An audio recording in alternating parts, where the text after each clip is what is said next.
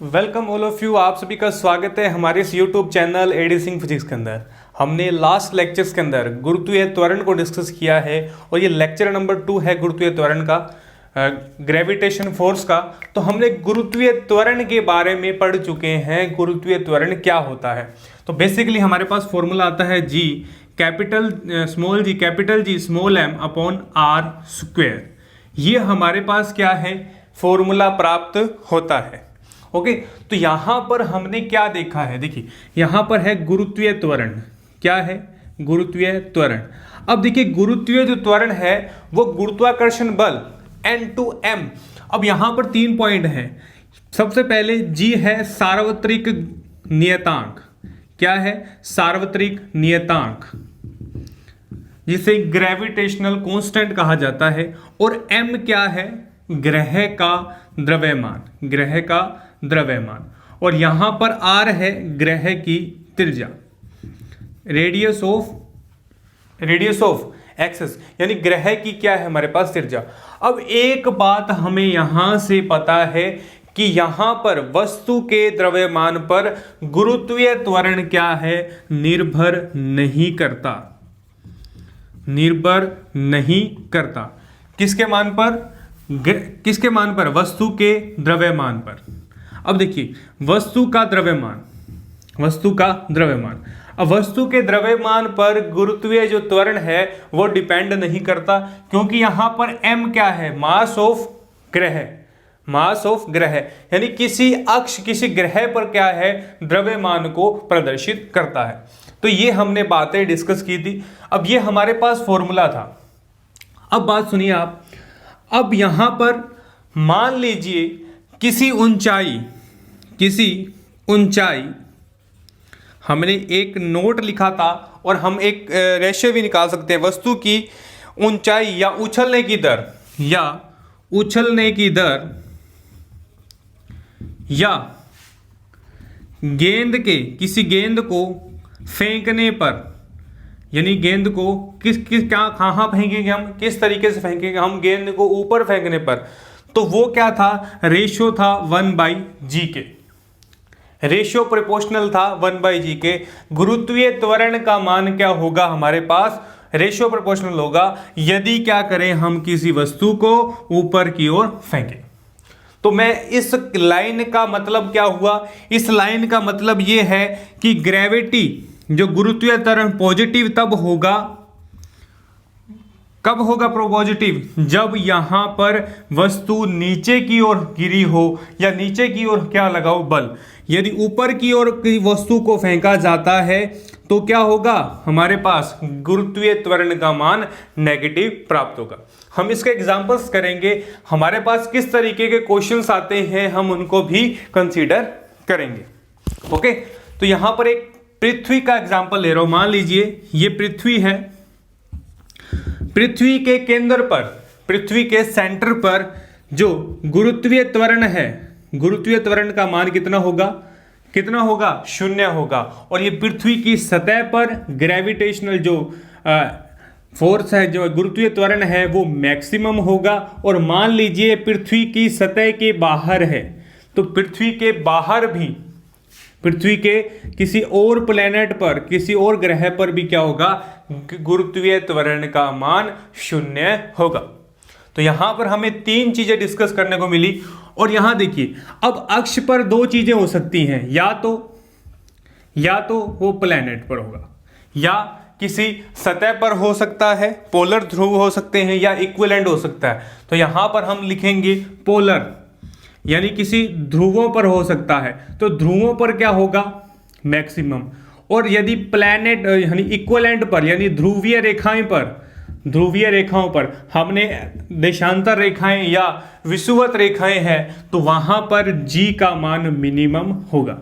तो ये चीजें हमें पृथ्वी को डोनेट करती हैं, पृथ्वी को दर्शाती हैं। ओके, तो यहां पर हमने 3 बातें डिस्कस की हैं। देखिए पृथ्वी की सतह पर, अब पृथ्वी की सतह पर क्या है? जी मैक्सिमम है। और पृथ्वी के ऊपर क्या है? जी = 0 है, जी = 0 होगा। और पृथ्वी के सेंटर पर क्या होगा? ये पृथ्वी का क्या है? सेंटर है। तो सेंटर पर एक्सेलरेशन जो त्वरण है, एक्सेलरेशन है, गुरुत्वीय त्वरण है, वो क्या होगा, 0 होगा। ओके, तो g का मान 3 चीजों पर डिपेंडेंट कर रहा है। देखिए यहां पर हमने, ये हमारी हाइट है, ये हमारी डेप्थ है, ये हमारी हाइट है और ये डेप्थ है। अब देखिए हाइट और डेप्थ के अकॉर्डिंग, हाइट और डेप्थ के अकॉर्डिंग यदि गुरुत्वीय त्वरण ऊपर की ओर है, यदि ऊपर की ओर जा रहा है, तो यहां पर गुरुत्वीय त्वरण का मान क्या हो रहा है, क्या हो रहा है, कम, बढ़, ऊपर की ओर कम हो रहा है, और नीचे की ओर भी क्या हो रहा है, यहां पर कम हो रहा है। तो गहराई और ऊंचाई, हम तीनों पार्ट्स को डिस्कस करेंगे कि गुरुत्वीय त्वरण के मान में परिवर्तन आता है ऊंचाई के अकॉर्डिंग, गहराई के अकॉर्डिंग और ध्रुवीय पोलर एक्सिस के अकॉर्डिंग। तो तीनों के अलग अलग फॉर्मूलाज बनेंगे, इसी फॉर्मूले को हमने आगे मॉडिफाई करना है। ओके, कुछ भी नहीं है, मुश्किल नहीं है, फॉर्मूले एक जैसे हैं, ये मान लीजिए ए फॉर्मूला, तो इसी से ही हम 3 फॉर्मूले आगे बनाने वाले हैं। तो सबसे पहले जी के मान में परिवर्तन किस तरीके से आएगा, आप उसको नोट कीजिएगा। जी के मान में परिवर्तन, जी के मान में परिवर्तन। अब देखिए सबसे पहला परिवर्तन होगा ऊंचाई के, यानी h के अकॉर्डिंग, h के आधार पर। अब ऊंचाई के आधार पर हमारे पास परिवर्तन है। देखिए जब ग्रेविटेशन फोर्स को ऊपर की ओर, यदि किसी वस्तु को ऊपर की ओर फेंका जाता है, तो गुरुत्वीय त्वरण का मान क्या होगा, नेगेटिव होगा। ओके, और यहां पर g को नीचे की ओर फेंका जाता है, नीचे की ओर फेंकेंगे, यानी अब गहराई की बात कर रहा हूं, तो नेक्स्ट वाले स्टेप के अंदर जाऊंगा, गहराई के आधार पर, गहराई के आधार पर। तो यहां पर गहराई के आधार पर क्या होगा, g जो होगा वो पॉजिटिव प्राप्त होगा। और तीसरा है ध्रुवीय रूप के आधार पर, ध्रुवीय रूप के आधार पर, यानी पोलर फॉर्म के आधार पर, घूर्णन के आधार पर, या इसे एक नाम और दिया जाता है और हम ये बोलते हैं घूर्णन, रोटेशन के आधार पर। यदि पृथ्वी घूमती है तो उसके अकॉर्डिंग हमारे पास गुरुत्वीय त्वरण का मान किस तरीके से प्राप्त होगा। तो जी के मान में क्या है, हमारे पास परिवर्तन है। तो सबसे पहले ऊंचाई में परिवर्तन की बात को करेंगे, ऊंचाई में परिवर्तन की बात। देखिए ऊंचाई में परिवर्तन किस तरीके से होगा, हमारे पास फर्स्ट है ऊंचाई में परिवर्तन, तो हम इन सब के न्यूमेरिकल्स भी करेंगे। ओके, तो लगातार आप इस YouTube चैनल पर बहुत से टॉपिक्स में करवाने वाला हूं, संपूर्ण पाठ्यक्रम करवाने वाला हूं। जो भी रीट का विद्यार्थी है प्लीज शेयर जरूर करें अपने मित्र मंडली के साथ, अपने सहयोगियों के साथ। ओके, ताकि सभी इस वीडियो का, इस संपूर्ण पाठ्यक्रम का लाभ उठा सके। देखिए ऊंचाई में परिवर्तन किस तरीके से होगा, ग्रेविटेशन फोर्स Gm, यहां पर r² हमने ऑलरेडी पढ़ा है, और हम यहां पर r+h करें, ये फोर्स है। ऊंचाई में यदि परिवर्तन होगा तो गुरुत्वीय त्वरण का मान हम इस तरीके से फॉर्मूले के अंदर लिखेंगे, यानी ऊंचाई प्लस जो उसकी रेडियस है, वो ऊंचाई और रेडियस क्या है, बराबर। अब यहां पर एक क्वेश्चंस है, या क्वेश्चंस कह सकते हैं या नोट कह सकते हैं अपन। यदि इसकी त्रिज्या, यदि इसकी त्रिज्या और ऊंचाई, यदि इसकी त्रिज्या और ऊंचाई को बराबर कर दिया जाए, यदि पृथ्वी की त्रिज्या ऊंचाई के बराबर है, किसके बराबर है, ऊंचाई के बराबर है, तो हमारे पास क्या प्राप्त होगा, गुरुत्वीय त्वरण capital G small capital M।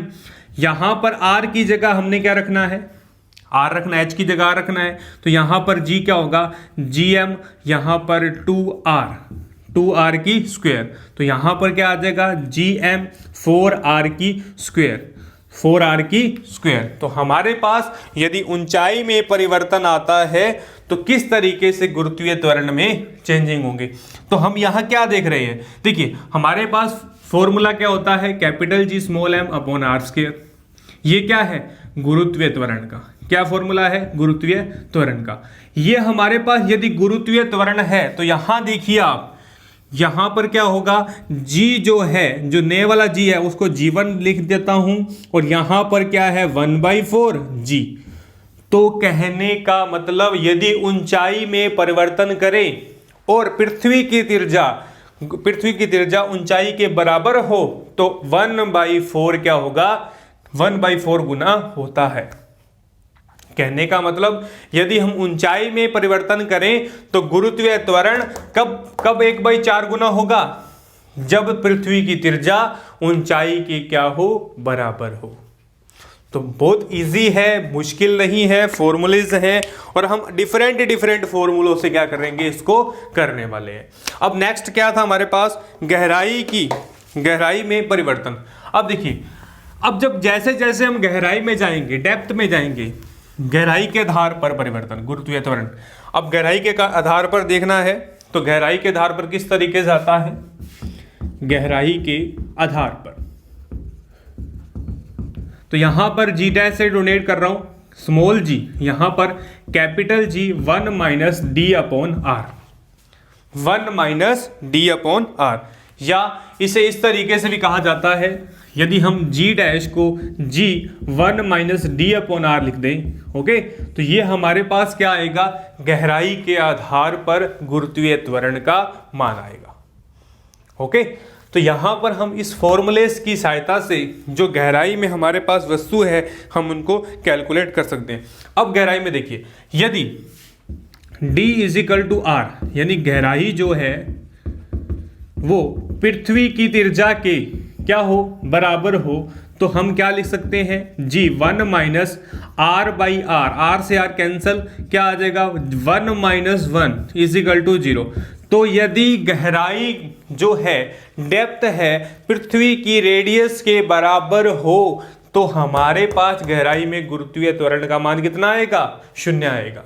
और हमने अभी पढ़ा था कि सेंटर के अंदर, यदि मैं यहां पर कर रहा हूं, डेप्थ है, सेंटर के अंदर जी डैश की, जी की वैल्यू कितनी होती है, 0 होती है, केंद्र के अंदर 0 वैल्यू हमारे पास प्राप्त होती है।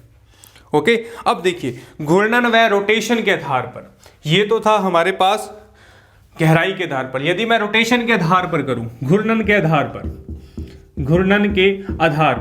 तो घूर्णन के आधार पर जी डैश क्या आएगा, G dash minus W R square cos square theta, G dash minus क्या आएगा, G minus W R cos square theta, तो यहां पर जी है W R cos square theta.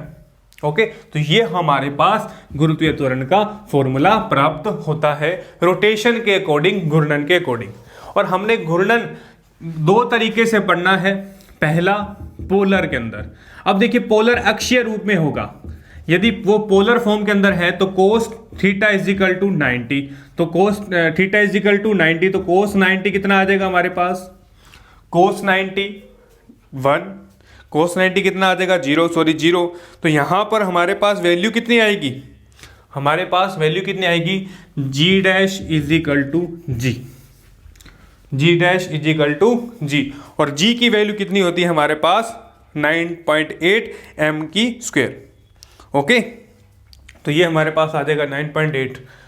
अब देखिए यदि हमें क्या करना है, यदि हमें इक्वल्ट, यानी हमारी देशांतर रेखा या भूमध्य रेखा के अकॉर्डिंग हम लें जी को, तो हमारे पास जी की वैल्यू कितनी आएगी, थीटा इजिकल टू 0। ओके, तो थीटा इजिकल टू 0 क्या होगा 1, यानी थीटा इजिकल टू 0, तो कोस 0 कितना आ जाएगा 1, तो यहां पर G dash equal to G minus omega R. तो मुश्किल नहीं है, इस तरीके के फॉर्मूले हम क्या कर सकते हैं, बना सकते हैं। तो यहां पर यहाँ पर स्क्वायर है और हम स्क्वायर के अकॉर्डिंग इसको कर रहे हैं।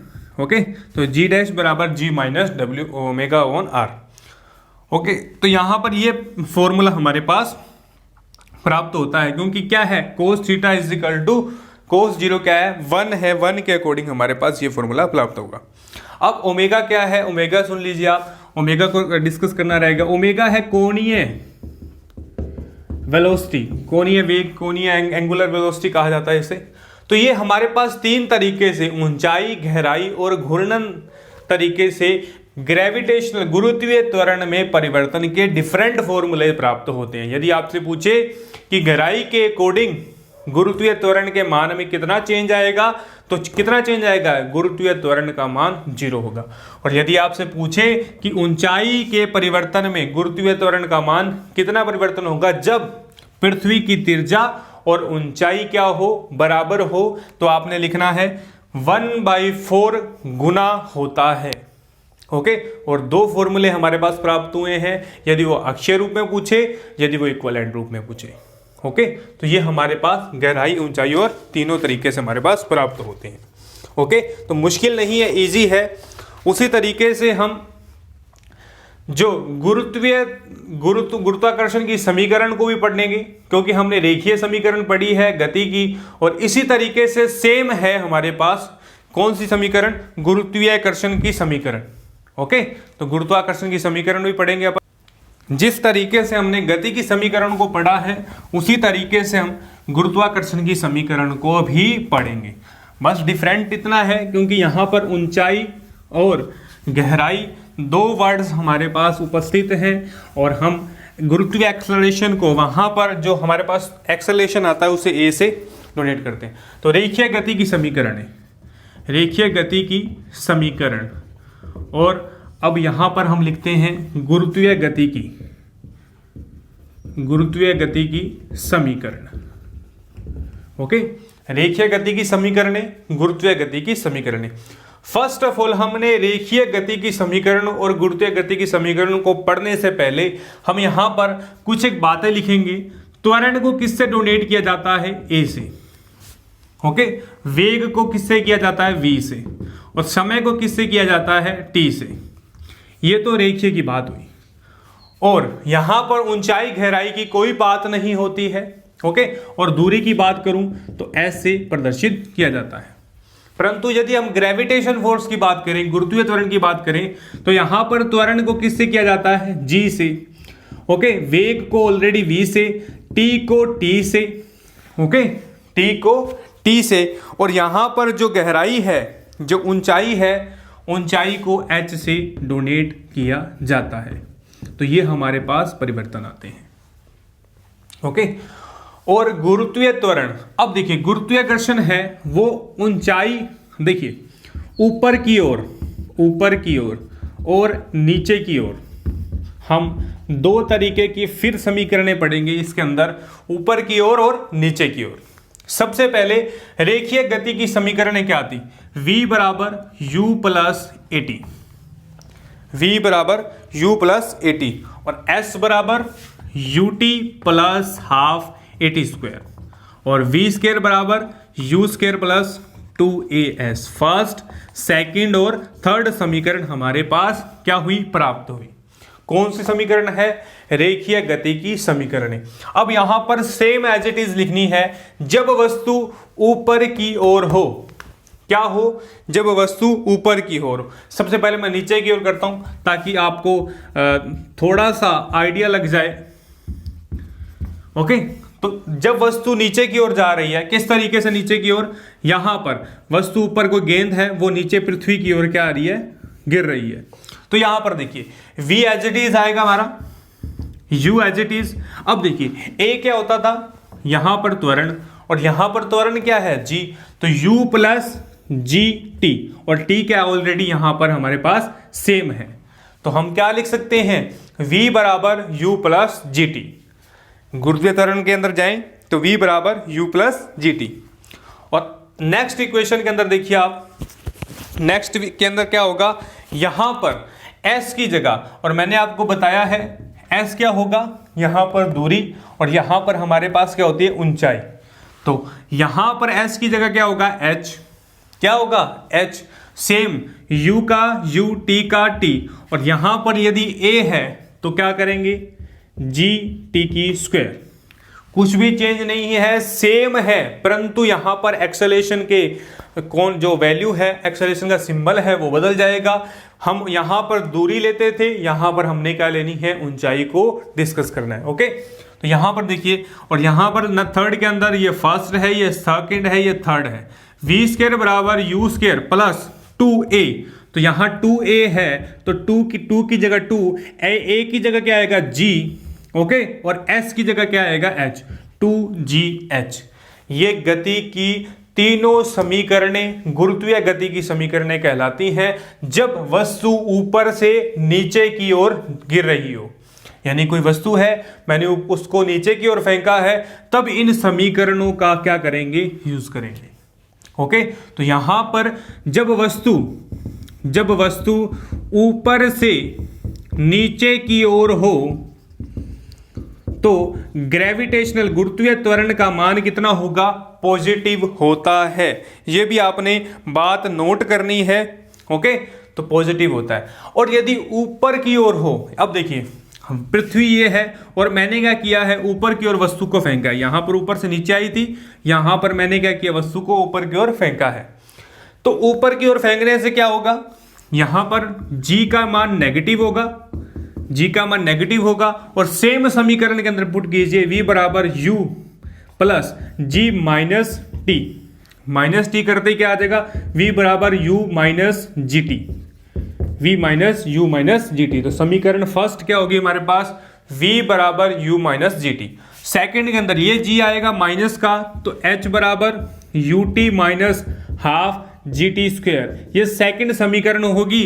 और ये थर्ड समीकरण के अंदर फिर g नेगेटिव आएगा हमारे पास, क्योंकि वस्तु कहां जा रही है, पृथ्वी से ऊपर की ओर। तो v स्क्वायर बराबर u स्क्वायर माइनस 2gh।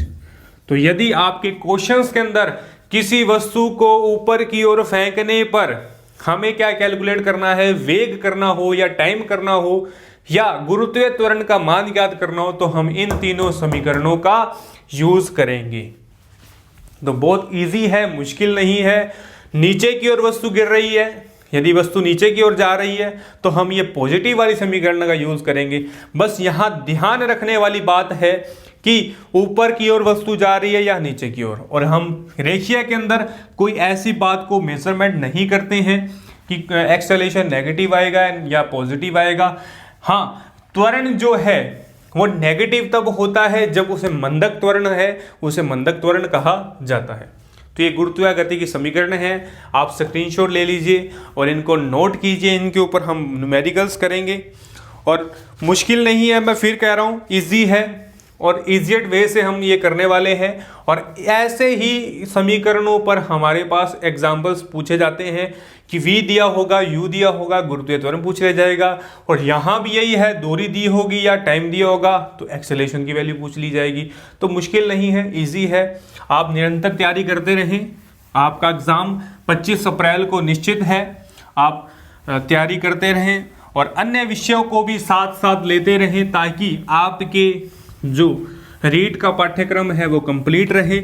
मैं इस YouTube चैनल के माध्यम से आप सभी को जो एग्ज़ाम की शुभकामनाएं देता हूँ। आप बड़ी ही मेहनत के साथ लगे रहें क्योंकि समय बड़ा अनमोल है और समय हमारे पास कम है और आप ज़्यादा से ज़्यादा उसको यूटिलाइज करें समय का। और मेरे द्वारा जितना भी प्रयास होगा मैं संपूर्ण पाठ्यक्रम आपको कहा था स्टार्टिंग के अंदर भी करवाऊंगा।